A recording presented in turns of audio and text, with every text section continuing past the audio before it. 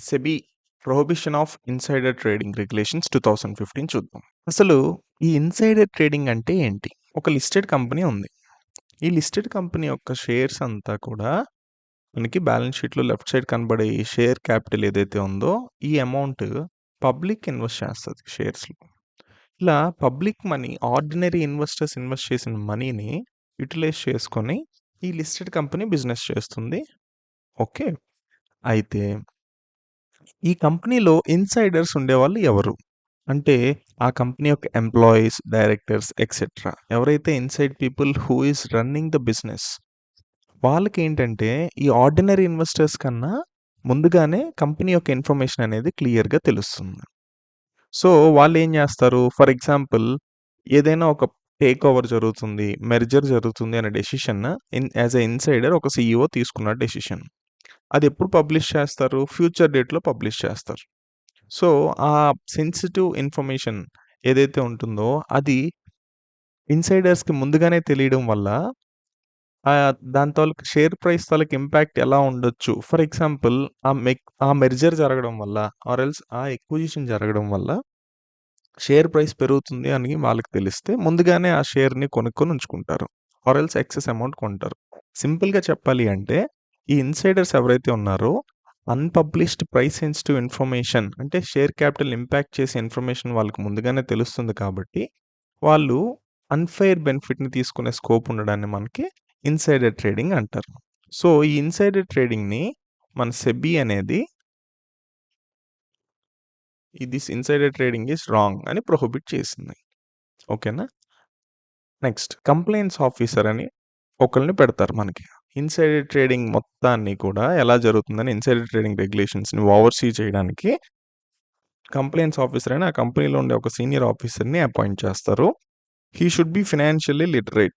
ఎందుకు వాడికి financially literate అయ్యుండాలి ఈ సీనియర్ ఆఫీసర్ అంటే, at least he should capable of reading and handling the legal as well as the regulatory requirements. So, first of all ఒక senior ఆఫీసర్‌ని insider ట్రేడింగ్‌ని insider trading రెగ్యులేషన్స్‌ని oversee చేయడానికి అపాయింట్ చేస్తారు. He should be financially literate as well as ఈ senior officer అనేవాడు board of డైరెక్టర్స్‌కి కానీ, బోర్డ్ ఆఫ్ డైరెక్టర్స్ లేకపోతే హెడ్ ఆఫ్ ద ఆర్గనైజేషన్‌కి రిపోర్ట్ చేస్తాడు. క్లియర్? ఓకే. ఇప్పుడు ఈ కంప్లెయింట్స్ ఆఫీసర్ యొక్క రెస్పాన్సిబిలిటీ ఏంటి? First responsibility he should monitor the trades and adherence to the rules. Trades ఎలా జరుగుతున్నాయి? ఇన్సైడర్ ట్రేడింగ్ ఏమైనా జరిగే స్కోప్ ఉందా అని చెప్పి క్లియర్‌గా మానిటర్ చేయాలి. నంబర్ 1.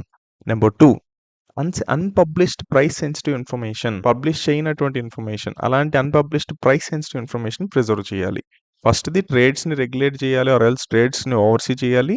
2 ఆ ఇన్ఫర్మేషన్ జాగ్రత్తగా చూడాలి. Third one implement and maintain complaints codes. Complaints SEBI related complaints whatever the complaints అవన్నీ మెయింటైన్ చేయాలి. These are the 3 responsibilities. First one trades కరెక్ట్‌గా జరుగుతున్నాయా లేదా? UPSI unpublished price sensitive information. Third one is complaints codes maintain చేయాలి.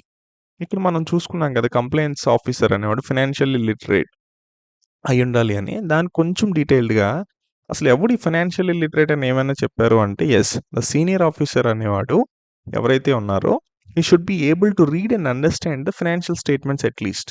Financial statements అంటే balance sheet, P and L, income statement, cash flow statement, financial statements and first at least he should be able to read and understand. At least any irregularities ఉంటే first వాడు identify చేయగలడు. As well as regulatory adherence regulations ప్రాపర్‌గా ఉన్నాయో లేదో కూడా check చేయగలడు. So, the senior official should be financially literate. Next ఒక practical example తీసుకున్నట్లయితే ఎక్స్ అనే కంపెనీ యొక్క సీఈఓ ఎవరైతే ఉన్నారో ఆ సీఈఓ ఒక డెసిషన్ తీసుకున్నారనమాట. ఏంటి? ఒక మేజర్ ఎక్విజిషన్ చేద్దామని ఒక డెసిషన్ తీసుకున్నాడు. ఈ డెసిషన్ తీసుకున్నది very close people board of directors వరకు మాత్రమే తెలుసు. అయితే వీడేం చేశాడు సీఈఓ, "అరే! మేమిలా ఎక్విజిషన్ చేస్తున్నాము. సో, మీరు మంచిగా షేర్స్ కొనుక్కొని పెట్టుకోండి. మీకొచ్చే ప్రాఫిట్స్‌లో సగం నాకిచ్చేసేయండి" అని ఫ్రెండ్స్‌కి చెప్పాడు. ఎందుకు? ఒక డైరెక్ట్‌గా సీఈఓ కొంటే ఇన్సైడర్ ట్రేడింగ్ కింద వస్తుంది. సో, వాడు కొనుక్కోకూడదని చెప్పి వాళ్ళ ఫ్రెండ్స్‌కి ఇన్ఫార్మ్ చేస్తే, వాళ్ళ ఫ్రెండ్స్ ఏం చేశారు? రూ. 100 ఉన్నది ఆ టైంలో షేర్ ప్రైస్. ఒకవేళ ఎక్విజిషన్ జరిగిన తర్వాత 200 అవుతుంది అని వాళ్ళు బిలీవ్ చేశారు. సో, ముందుగానే కొనుక్కున్నారు. ఇలా కొనుక్కొని ప్రాఫిట్స్ ఏదైతే 200 - 100 ఉందో, ఆ రూ. 100 ప్రాఫిట్. దీనిలో సీఈఓ 50 వీడు 50, 50% చేసుకుంటారు. సో, ఏదైతే ఈ అరేంజ్‌మెంట్ ఉందో దీన్ని మనం క్లియర్‌గా ఇన్సైడర్ ట్రేడింగ్ అవుతుందిది. సో, ఈ సెబీ అనేది ప్రొహిబిట్ చేసింది సచ్ యాక్షన్స్. నెక్స్ట్ కంప్లెయిన్స్ ఆఫీసర్ ఎవరో చూసాము. నెక్స్ట్ కనెక్టెడ్ పర్సన్ ఎవరో చూద్దాం. కనెక్టెడ్ పర్సన్ అంటే ఏం లేదు. కంపెనీ ఉంది. కంపెనీకి డైరెక్ట్‌గా గాని ఆర్ ఇండైరెక్ట్‌గా గాని అసోసియేట్ అయిన పర్సన్స్‌ని మనం కనెక్టెడ్ పర్సన్స్ అంటాం. అంటే ఎవరు? కంపెనీకి డైరెక్ట్‌గా ఫర్ ఎగ్జాంపుల్ ఒక CEO or else director or else employee. వీళ్ళు డైరెక్ట్ అసోసియేషన్. అదే సీఈఓ తాలూకు ఫ్రెండ్ వచ్చేసి ఇండైరెక్ట్ అసోసియేషన్. పైన చెప్పిన ఎగ్జాంపుల్ ప్రకారం. అయితే ఈ అసోసియేషన్ అనేది ఎలా డిటర్మైన్ చేస్తావు? ఇక్కడ డైరెక్ట్ అంటే క్లియర్‌గా ఓకే. ఇండైరెక్ట్ అసోసియేషన్‌ని ఎలా డిటర్మైన్ చేస్తావు అనే దగ్గర క్వెషన్ మార్క్ వస్తది. ఎవడు ఫ్రెండ్ ఎవడు కాదనేది. సింపుల్‌గా చెప్పాలంటే ఈ ఫ్రెండ్ తాలూకు అసోసియేషన్ ఏదైతే ఉందో, ఈ అసోసియేషన్ వల్ల కంపెనీలో ఏం జరుగుతుంది అనేది వీళ్ళకి గాని తెలిస్తే ఆ అసోసియేషన్ కారణంగా అంటే ఈడు ఫ్రెండ్ కాబట్టి కంపెనీలో ఇంటర్నల్ మ్యాటర్స్ తెలిసే అవకాశం ఉండుంటే వాడు కనెక్టెడ్ పర్సన్ అవుతాడు. ఓకేనా?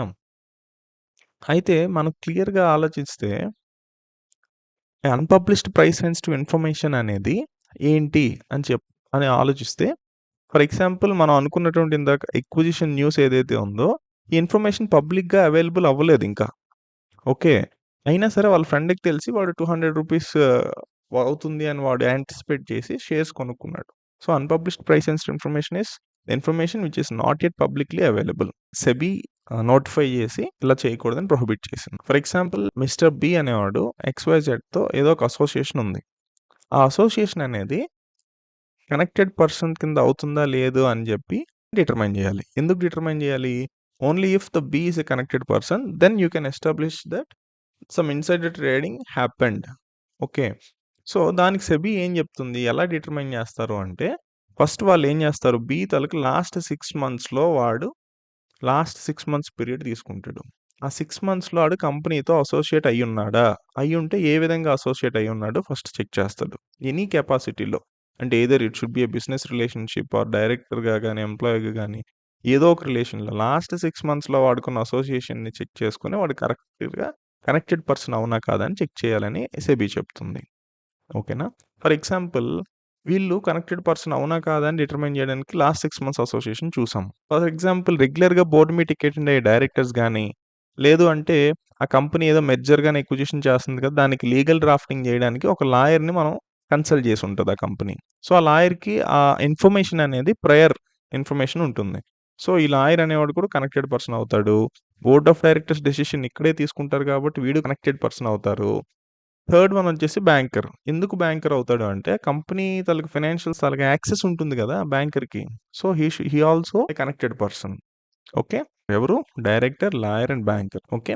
నెక్స్ట్ ఒకవేళ మనం వాళ్ళని వీళ్ళ ముగ్గురు కనెక్టెడ్ పర్సన్స్ అవుతారని జెప్పాం. వీళ్ళ ఫ్యామిలీ మెంబర్స్ కనెక్టెడ్ పర్సన్స్ అవుతారా అంటే, yes. They are also connected members. ఎందుకంటే ఏదైనా ఇన్ఫర్మేషన్ సీఈఓకి తెలిసిందనుకో ఇంటికెళ్ళగానే ఆళ్ళ వైఫ్‌కి చెప్తారు నీ అకౌంట్‌లో కొనుక్కో. మనం నా అకౌంట్‌లో కొడితే ఇన్‌సైడర్ ట్రేడింగ్ వస్తది అని. సో, ఆబ్వియస్‌లీ వాళ్ళని కనెక్టెడ్ పర్సన్స్‌లో యాడ్ జేయాలి. SEBI will consider them as a connected person unless proven otherwise. Okay. In general consider జేస్తారు. వాళ్ళు ప్రూవ్ జేసుకోవాలి. నెక్స్ట్ ఫస్ట్ చెప్పిందేంటంటే ఈళ్ళు బై డిఫాల్ట్ నార్మల్‌గా కనెక్టెడ్ పర్సన్స్ ఎవరని ఇక్కడ మాట్లాడుకున్నాం. ఇప్పుడు మనం మాట్లాడుతున్నాం automatically classified as a connected person. 3 categories ఉన్నాయి మనకి. ఫస్ట్ వచ్చేసి హోల్డింగ్ కంపెనీ యొక్క సబ్సిడరీ కంపెనీ ఉందనుకో, ఈ సబ్సిడరీ ఆటోమేటిక్‌గానే హోల్డింగ్ కంపెనీ తాలూకా కనెక్టెడ్ పర్సన్ అవుతారు. Number 1 holding and subsidiary. Number 2 employees of a intermediaries. అంటే ఎవరు ఇంటర్మీడియరీస్ అంటే ఎవరు? ఫర్ ఎగ్జాంపుల్ ఒక స్టాక్ ఎక్స్‌చేంజ్ ఉంది. సెన్సెక్స్, నిఫ్టీ ఉంది. ఈ నిఫ్టీ స్టాక్ ఎక్స్‌చేంజ్‌లో స్టాక్ బ్రోకర్స్ ఉంటారు గదా! వాళ్ళతో బ్రోక్ చేసేవాళ్ళు. జీరోదా అనుకుందాం. ఓకే. స్టాక్ బ్రోకర్స్ యొక్క ఎంప్లాయీస్ గాని, లేదంటే మ్యూచువల్ ఫండ్స్‌ని మేనేజ్ చేసే asset management companies or else trustees. వీళ్ళు ఏమవుతారంటే ఆ ఇంటర్మీడియరీస్ ఉన్నారు గదా! వీళ్ళు కంపల్సరీగా కనెక్టెడ్ పర్సన్స్ అవుతారు. వీళ్ళు కాకుండా స్టాక్ ఎక్స్‌చేంజ్‌లో పనిచేస్తున్నటువంటి ఆఫీసర్స్ వీళ్ళు కూడా కనెక్టెడ్ పర్సన్స్ అవుతారు. ఈ 3 categories holding and subsidiary, stock brokers తాలూకు employees or stock broker related people, AMC, trustees ఇదంతా ఒకటి. నెక్స్ట్ వచ్చేసి officers of a stock exchange. Third category ఇప్పుడేంటంటే జర్నలిస్ట్ ఉన్నాడు ఈటీనో అంటే ఫైనాన్షియల్ న్యూస్‌ని రిపోర్ట్ చేసే జర్నలిస్ట్ ఉన్నాడు. వాడు రెగ్యులర్‌గా ఆ కంపెనీ యొక్క ఫైనాన్షియల్ డేటాని పబ్లిష్ చేస్తా ఉంటాడు.